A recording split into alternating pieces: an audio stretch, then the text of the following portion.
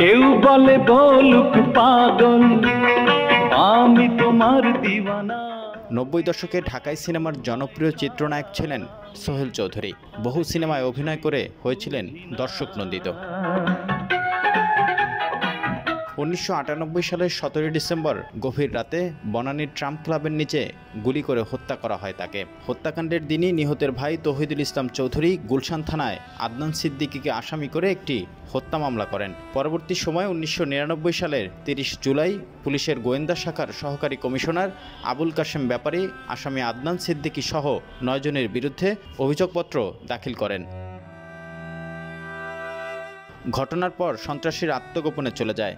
2001 সালের 30 অক্টোবর আসামিদের বিরুদ্ধে অভিযোগ গঠন করেন ঢাকার দ্রুত বিচার ট্রাইব্যুনাল 2। এরপর আসামিরা উচ্চ আদালতে রিট করলে স্থগিত হয়ে যায় মামলার কার্যক্রম। 2015 সালে এসে আবার চালু হয় মামলাটি। হত্যাকাণ্ডের 25 বছর পর বৃহস্পতিবার ঢাকার দ্রুত বিচার ট্রাইব্যুনাল 2-এর বিচারক অরুণাভ চক্রবর্তী এ রায় ঘোষণা করেন। ঘোষিত রায়ে তখনকার চলচ্চিত্র প্রযোজক ও ব্যবসায়ী আজিজ মোহাম্মদ ভাই, ট্রাম্পস ক্লাবের মালিক আফাকুল ইসলাম ওরফে বান্টি ইসলাম এবং আদনান সিদ্দিকীর যাবজ্জীবন কারাদণ্ড দিয়েছেন আদালত। এছাড়া আশিস রায় চৌধুরী ও ইমন সহ বাকিরা খালাস পেয়েছেন।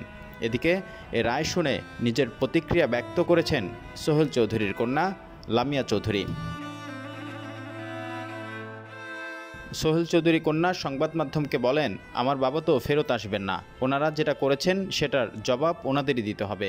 ওনাদের যাবজ্জীবন হোক কিংবা যেটাই হোক, বাবার মৃত্যু আমার জীবনে যে প্রভাব ফেলেছে সেটা কোনোভাবেই পরিবর্তন হবে না। রিয়েলিটি নিয়েই আমাকে থাকতে হবে।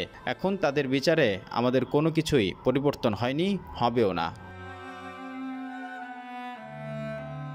1984 সালের নতুন মুখের সন্ধান কার্যক্রমে চলচ্চিত্রে আসেন সোহেল চৌধুরী। 1986 সালে পর্বত চলচ্চিত্রের মাধ্যমে অভিষেক হয় তার। মৃত্যুর আগ পর্যন্ত তিনি 40টিরও অধিক সিনেমায় অভিনয় করেন। 1986 সালেই সহ অভিনেত্রী দিতিকে ভালোবেসে বিয়ে করেন সোহেল চৌধুরী। 1987 সালে জন্ম হয় দিতি সোহেলের দম্পতির প্রথম সন্তান লামিয়া চৌধুরীর। 1989 সালে এই দম্পতির ছেলে দীপ্ত চৌধুরীরও জন্ম হয়। 90 দশকের মাঝামাঝি সময় দিতি ও সোহেল চৌধুরীর দাম্পত্য জীবনের বিচ্ছেদ ঘটে। রিপন হোসেন, ঢাকা মেইল।